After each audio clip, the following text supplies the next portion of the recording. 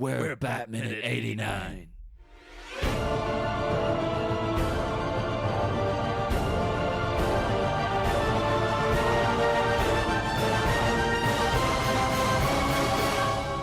Hello, and welcome back to Bat Minutes 89, the podcast where we dissect and just tear the guts out of Tim Burton's 1989 Batman film 1 minute at a time. I am your host, one of your hosts, Niall McGowan. And I am the other host, the one who always feels like he's having his guts torn out, John Parker. And this minute 10, starts with the expressionless face of the assimilated Alicia Hunt. And it ends with one Alexander Knox saying, "You know what they say?" So let's get rolling. Exciting stuff there, yeah. Although, as you said, we see Jerry Hall for a second. Yeah. From the previous scene. We'll be accurate. Let's do this properly. She is in the minutes, technically, so, yeah. I mean, there's not much to say about her. So I was thinking I was going to drop in a Jerry Hall tidbit or two. Just randomly. We won't go in depth. Nothing that, because we've got apparently an enthusiastic Jerry Hall fan coming down the line, so. Well, one thing when I was researching her that I did find interesting about her was she has a sister, Terry. Sister. She has a sister. I don't think they're twins, but for the purposes of the gag, they're twins. Oh. But apparently the dad named them Jerry and Terry because he was desperate to have boys. So he just gave them boys' names anyway. I think that's a pretty messed up thing to do, to be honest. It's like, daughters. He can't stand them. It could be, that's terrible, but I mean, Jerry and Terry, though, kind of works. Because, those are girls' names as well. But he could have been like Frank and Bob or something like that. Dave. It's my daughter, Dave. And this is my other daughter, Mike. Although there is a female character called Dave in the British comedy Nathan Barley. Oh, wait, no, but the character is American. So that just confuses things even more. Yeah. Shout out to Nathan Barley a minute. Coming spring 2024. It'll have found its audience by then. It's already kind of coming back now. People are like, Nathan Barley was actually really ahead of its time. It's like, yep, the culture's finally catching up. I absolutely love it. Americans and anyone not British, well, even if you're British, if you've not seen that, watch it.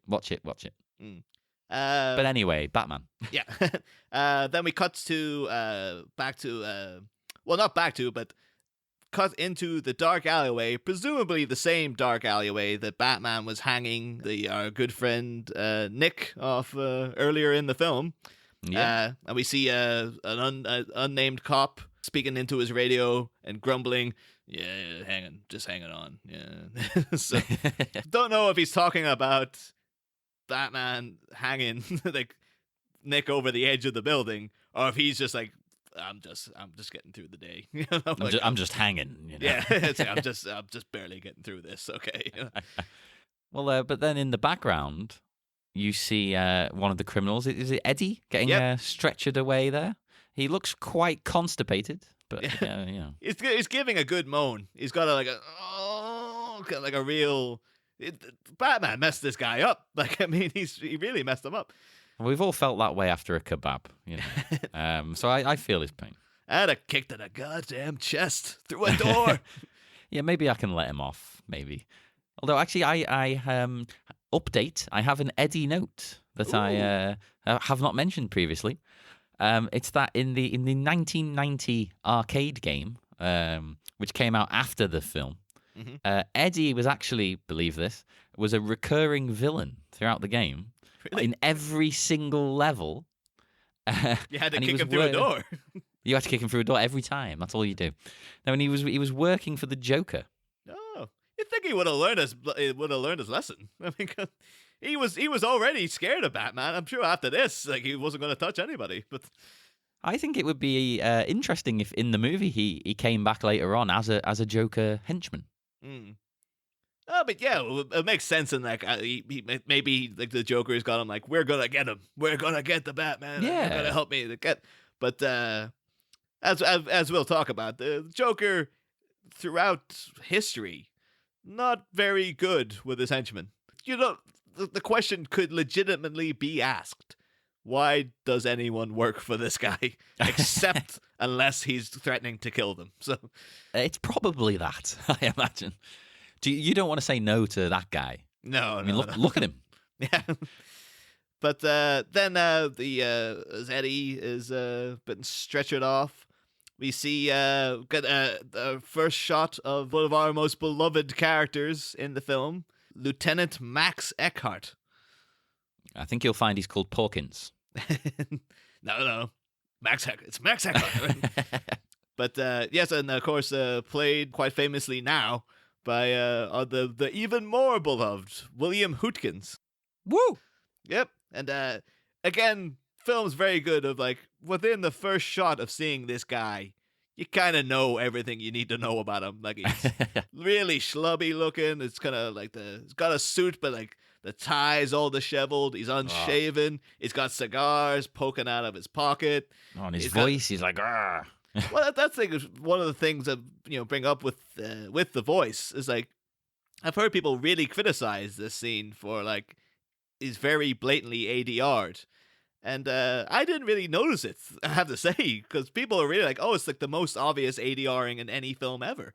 Oh, I think it is ADR, probably because that damn cigar. Yeah, well, that would make total sense, actually, yeah. Yeah. But I will say as well, beyond maybe the Joker, Eckhart is the character I love quoting the most, potentially because of the voice, basically. Yeah, you just want to do that voice. Yeah. And every line in this scene is gold for me, just because you get to do it in that, like, let me guess, giant, menacing, supernatural form. Kind of like a bat. See, you quote Batman all the time. That's one reason I'm here on this show. In fact, because obviously you're the big Bat fan. I mean, I'm a Batman fan, obviously. That's why I'm doing a show. But also one of the reasons is because I associate it so much like with our friendship, that Batman in general. Because there's often a Batman component to anything we're doing, So in a way, it's an exploration of our friendship. It's always Batman or Star Wars. It always will come back to one of the two things. Usually, yeah. Or Twin Peaks. They're the trio. But anyway, Batman. Well, Porkins here, of course, he dismisses talk of the Bat by saying that the crooks must have been drinking Drano. Oh, even that as well. They're drinking Drano. I think that's a fantastic explanation. Yeah, it is. I'm drinking Drano. Like again, that sums up a lot about him as well. It's just like there's a bad vigilante around. Surely, like a really good cop would be like, we need to get on this. But he's just like, no, don't want to know. Don't want to know about it. Don't care. Don't. Screw it. He's got donuts to eat, man. Also, I noticed he stood outside of a Jewish butcher's. Yeah, I noticed this too. I was sitting trying to be like, is there like a subtextual thing here? I thought it was quite inappropriate that he's called, of course, as we all know, even in this film, he's Porkins, and he's outside of a Jewish butcher's. I thought that was very offensive.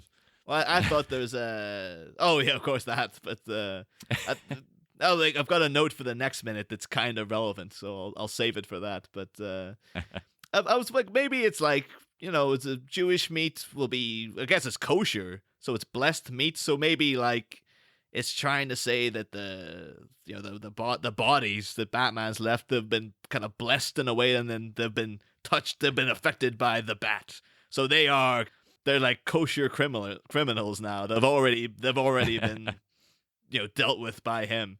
Although that one thing I do wonder is that, like, I guess Batman called the cops. It's like the implication would be like somebody had to come and pick these guys up, and I doubt that they were going to be like, well, we better turn ourselves in. But well, it's all part of the Bat PR again that we've mentioned. He wants to help spread the word. He needs the cops to know. Oh, he's on the phone. He's like, oh, he really messed them up, man. You want to see? Oh, it was amazing. Oh, he was incredible. He swooped down.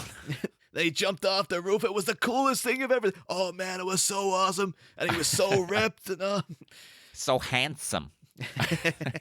You got to see his pout.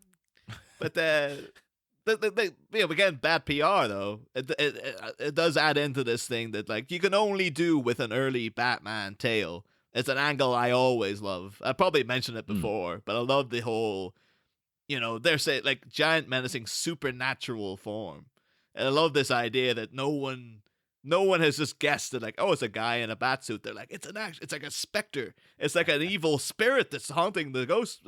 I love that because I get the impression that their first thought is it's a guy in a suit, but all the sightings and all the things that have happened have made them go, it can't be a guy in a suit. It's got to be a demon. Yeah, like they've gone past that stage. But like I always love that angle whenever that comes up, and I always two things that'll win me over in a Batman story is like, criminals doing a kind of superstitious, oh well, we don't know what he is, and then any referral to him as the Batman. If you put that I'm like, oh, I love that like you need.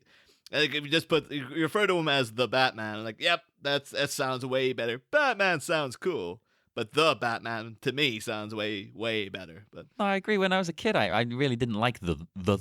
But now that's a deal breaker to me. As soon as I hear that, I'm like, yep, I'm on board. And also the thing, I don't think I mentioned it back in the appropriate minute, but it kind of could tie into this in terms of like. People like the criminals revering Batman as like a supernatural kind of spirit. I think in Sam Hamm's first script, I think the first draft, Eddie actually has an additional line where he's like, when it's in the middle of this whole like you shouldn't have pulled the gun on that kid, man, like, that whole spiel where he's like, I don't know, man, my brother's a priest. He says like the things you do, they come back to haunt you. And that that lends credence as well as like Batman is like that's like he's almost like the hand of God. It's like coming. Oh, that's good. I like that. So like that I thought that was a sad thing to have to cut out. I thought like that was pretty cool, but maybe they didn't want to go for religious. Like they wanted to be like be like Alien 3 all over again. It's like this is much more interesting if you put the aspect of religion in there. But no, let's take it out.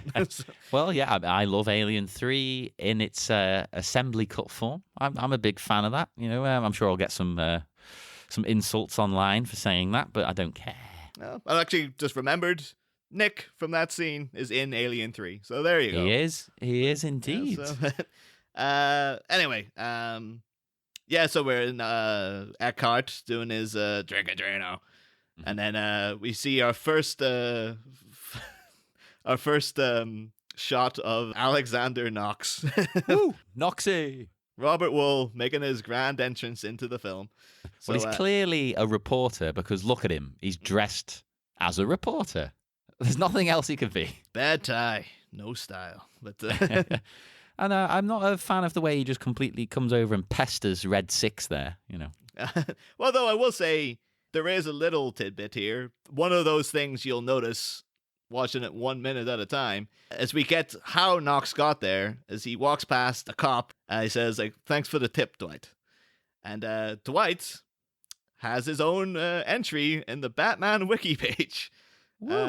So real name, unidentified. Dwight is his first name. Alignment, good. Portrayed by... unknown. And they don't even know.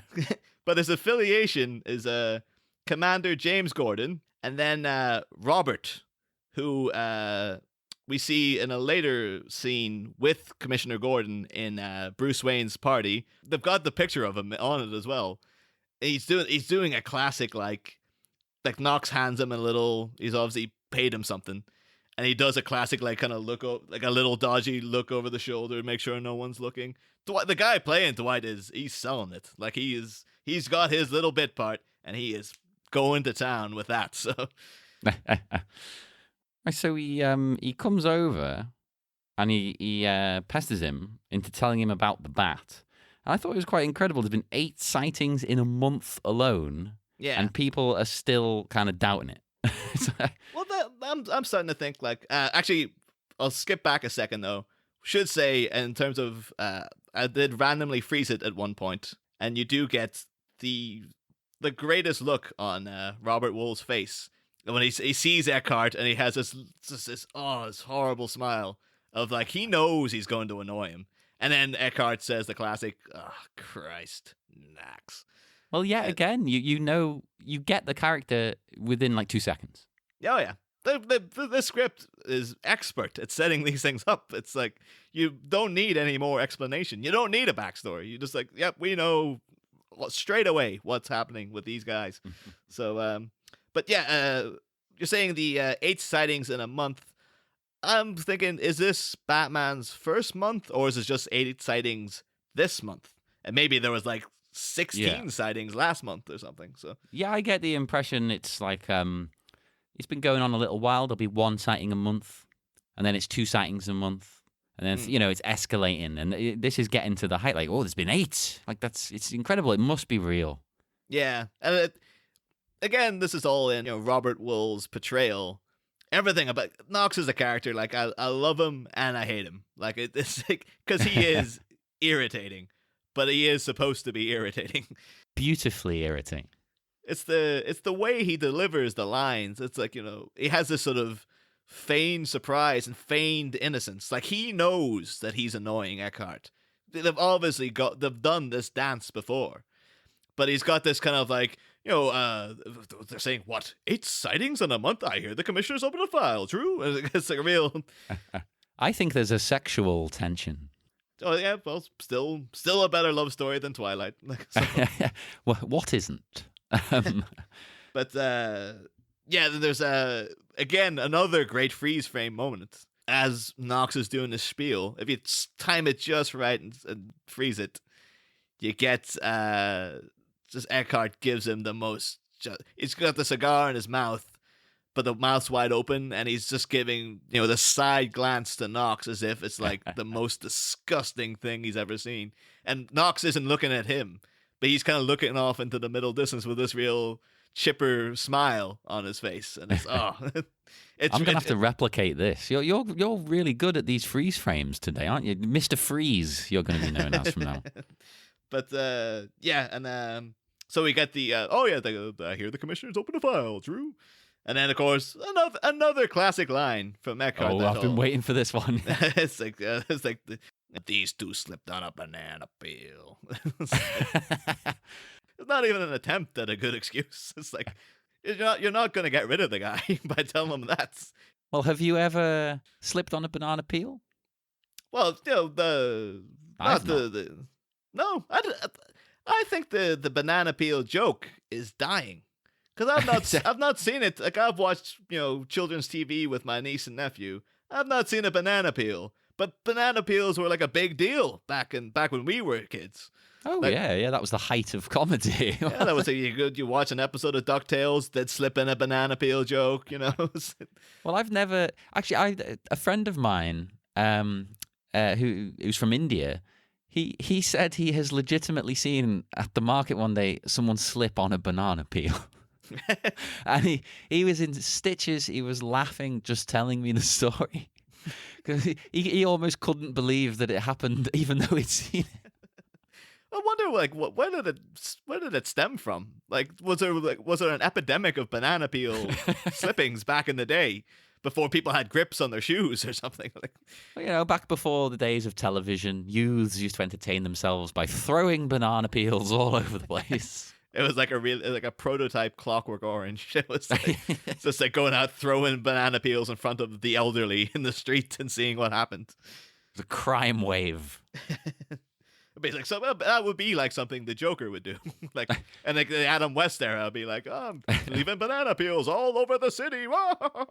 You could color them black, and then no one would see them, and Batman could leave them laying around as well, so it could work for both sides. Yeah, I mean, I think the only surviving thing of the banana peel I can think of is Mario Kart, because they're still like your bog standard. When you go through the cube, they'll give you a banana peel. And I guess, yeah, if you got the timing right, they can use them effectively. But it's the lower end of the. Well, the triple banana peel. The triple banana peel is a good defense behind your cart. It's good defense, and like if you're expert at it, you can. Some guy slipping up behind you, you can nudge in front of him and get him with a banana peel. But yeah. And then sometimes if you're driving with someone who's terrible, they will just not. They will drive into the banana peel. So, Hello, welcome to Banana Cast. This is so we're talking about potassium. No, please don't ask me anything about bananas. I just know they taste good. I think I was gonna get into a whole. I think I'm allergic to bananas now. Oh my god! But I don't. We've already gone off on a tangent here. So, well, yeah. As Eddie is whisked away in the ambulance, you see his accomplice Nick again, and he says, "I'm telling you, man, a giant bat." Which ruins the banana peel conspiracy once and for all. It obviously wasn't true. That was airtight before as well. It was like, oh god, Knox had no comeback. Then I was like, oh my god, the banana peel, of course. But, yeah, as I was saying, like just listening, yeah, we got to go. I'm telling you, man, a giant bat. But listening to it with the big headphones on. First time I've ever heard it. You actually hear a cop saying to him, yeah, sure you did. Keep moving.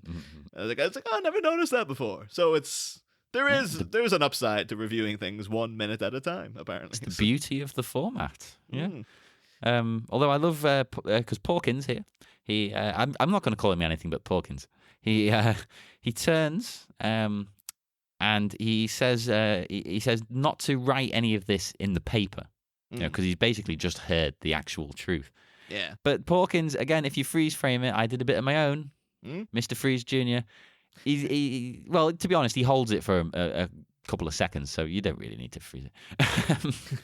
But he's got a cracking look on his face. He looks like he's just injected heroin or something. He's away with the fairies, and the cigars hanging out his mouth. He's a slob. Oh yeah, well, like we're gonna get into more like because there is an inspiration behind Eckhart and whatnot. But I was leaving it for like later on. But he's kind of a classic slubby film noir cop, but very big touches of Orson Welles' character in Touch of Evil, right down to like the kind of. Orson Welles had his kind of way of, his way of talking. But then in Touch of Evil, he goes very gravelly with it. So maybe that's maybe that's why Eckhart was ADR'd. It might have been like... Yeah. The Tim Burton's like, I want him to sound a bit more like Quinlan in Touch of Evil. Can we? And then Hootkins came back. Maybe originally Eckhart sounded like, Christ, Knox. But it's like, oh no, maybe. It's definitely possible. I mean, I know... Obviously, I don't know about the origin of the voice, but I know that the character, it's widely believed he was inspired by like a combination of two comic book characters, wasn't he? Like Harvey Bullock and what's his name, Detective Arnold Flass. Flass. Yeah, I was like that was the stuff I was saving for the next one. But should I say no more? Should we edit it out? I don't know. We can talk about it now if you want. But well, if you want, because I was going to say they were both corrupt policemen who were partners of Gordon, weren't they? Were they partners of Gordon, or they worked with Gordon? Oh yeah. What we see of Harvey Bullock is like he's a character with like a redemptive arc. Like he's I think in the comics he started out corrupt, and then he turned clean. But he works with Batman, but he doesn't like him. Like he's in the animated series quite famously as well. He works closely with Gordon, but he hates Batman. And then Mask of the Phantasm, once there's a bit of dirt on Batman, is like Batman's killed these people. It's Bullock is the guy who's leading. Like we're taking him down. He had no apologies. Like I am going to get this guy. Finally, I get the excuse to take down the Batman. So, but yeah, in terms of his actual appearance. Yeah, very much. Eckhart is very much the same sort of physique. And then I think the most recent thing you would have seen of Flass at the time was in Batman Year One. He didn't look like that though. He was a corrupt cop, but he was very sort of tall and slim, very muscular, but looked like a real hard ass. But then Flass appears in Batman Begins. And they kind of make him look like Harvey Bullock. Like they make him look like Eckhart, actually, more than anybody. That's deliberate, definitely. Oh, for sure. Batman Begins, he's played by it's one of those actors. He's a classic. Oh, it's that guy. Actors. Mark Boone Jr. It was in like Memento, and he was in he's in Sons of Anarchy and Too Fast, Too Furious, as I recall. Woo! Secret fan, not so secret fan of that series. And he's episode of Curb Your Enthusiasm, which I think we've mentioned several times on the podcast already. So you can never have too much Curb. Eckhart gives Knox a bit of a zinger, and that don't be writing this stuff in the newspaper, Knox. It'll ruin your already worthless reputation. Yeah. So I mean, the minute wraps up here with Knox saying that all the crooks in town are scared stiff. And the word on the street is that the bat cannot be killed. Maybe because I get to do a impersonation of Robert Wool. Like I think I enjoy quoting Knox as well. Actually, because you get to do that. You know what they say?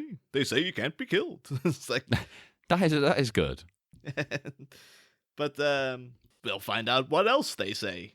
Yeah, there's more to this. That's not the end of the sentence. There's more that is to be said about the bat. I mean, where can you go from he can't be killed, though? I mean, that's a pretty bold statement to come out of the gate with. Yeah. Oh, yeah, for sure. Yeah. So it's that's the only other. I just had a little tidbit on Robert Wool I wanted to throw in. So I thought I'd throw in something a little spicy every minute. But the thing I had with Robert Wool is that I think we mentioned when his credit came up, back in the dark days of Credits Week.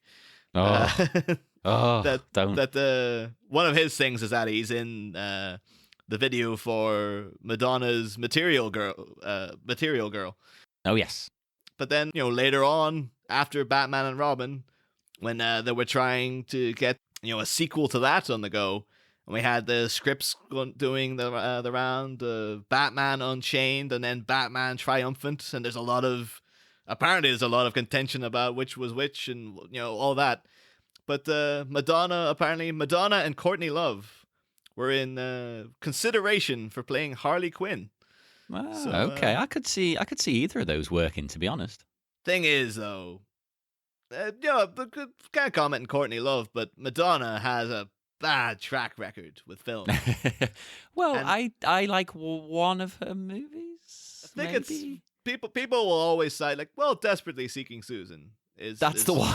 Yeah, and some people like Evita, but but I mean, to come off Batman and Robin and then be like, we've got Madonna in this one, is like, Jesus, you're trying to kill this franchise. You were trying. Well, it couldn't be any worse, could it? So if you're going from Arnie to Madonna, I think there is a step down, to be fair. At least in terms of charming screen presence.